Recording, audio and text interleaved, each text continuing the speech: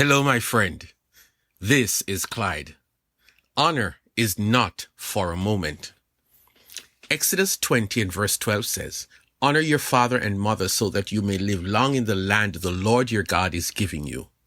Matthew 15 verse 4, "For God said, honor your father and mother, and anyone who curses their father or mother is to be put to death."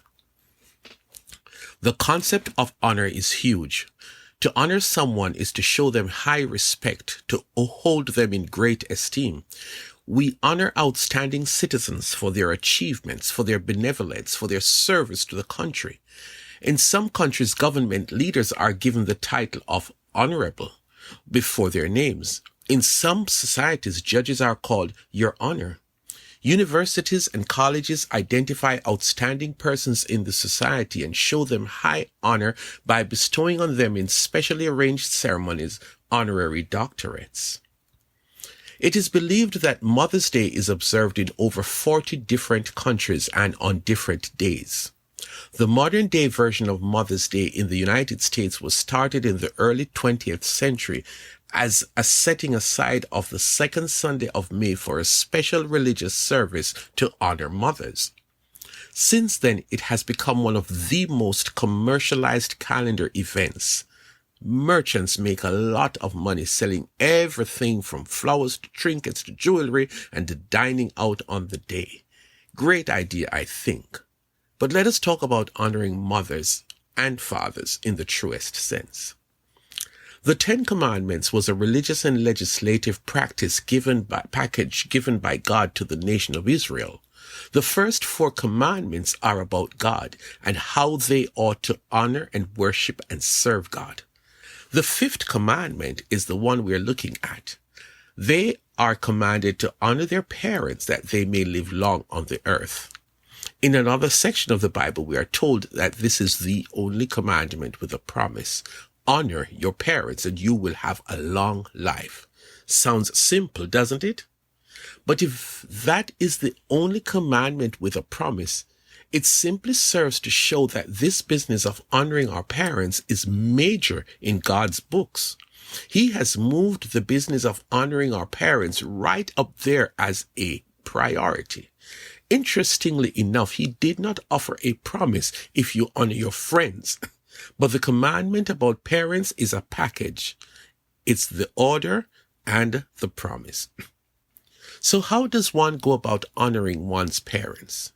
Before we respond to that question, there is a lopsided nature of honoring parents that we have to talk about. Mother's Day is a huge celebration. Sons and daughters fly great distances to be with their mothers. Others spend lavishly in purchasing the most expensive gifts for mothers. Mothers are taken out to fine restaurants. They are pampered and treated like royalty. Then when Father's Day comes around, it is a different story. Dad gets a card and sometimes a phone call, or he might get a new tool from the hardware store, or the new lawnmower that mom complained about because the lawn was not being done well enough. It is the very lucky dad who gets to go to a fancy restaurant, and overall, Father's Day is less celebrated. We hear God saying, honor your father and your mother that you may live long on the earth. What if I only honor my mother because she was the only parent, really? My father was a deadbeat. He hardly came to any of my games or recitals. He abused me in punishment. He had an affair with my mom. He did not celebrate my academic successes like mom did. And so I honor mom every year on the second Sunday in May, and I only send dad a card. Is that okay? Does that mean God will understand and still make me live a long life because I honored the real parent in my life? He says, honor your father and your mother if you want to live long on the earth. Well, how about this situation?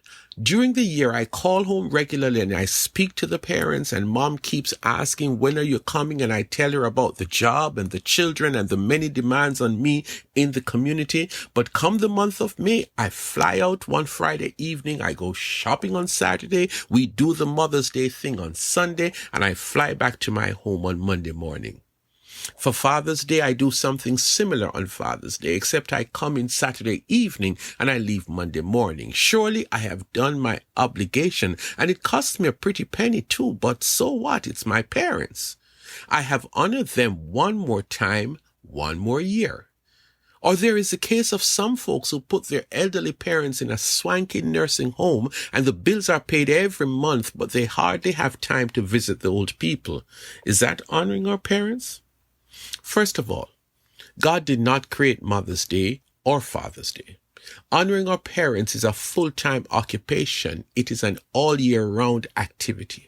To honor our parents is to not just celebrate them on the special calendar days that are labeled Mother's Day and Father's Day. We honor our parents by generously showing them love, and love is not a part-time occupation. We love them by being kind, by being patient, by being forgiving, by being caring. We love them in deeds and in words. We honor our fathers and our mothers through obedience. Moms and dads, they know this life more than we do. And so when they set rules in the home, we owe it to them to honor them by being obedient. Now, I know that I'm speaking to an adult, but we can still obey our parents as adults. Yes, we can. Obedience is a huge sign of respect. Obedience is not just doing the right things as a child so as to escape punishment. Obedience is recognizing that this person cares for me and deserves to be treated with respect and with honor.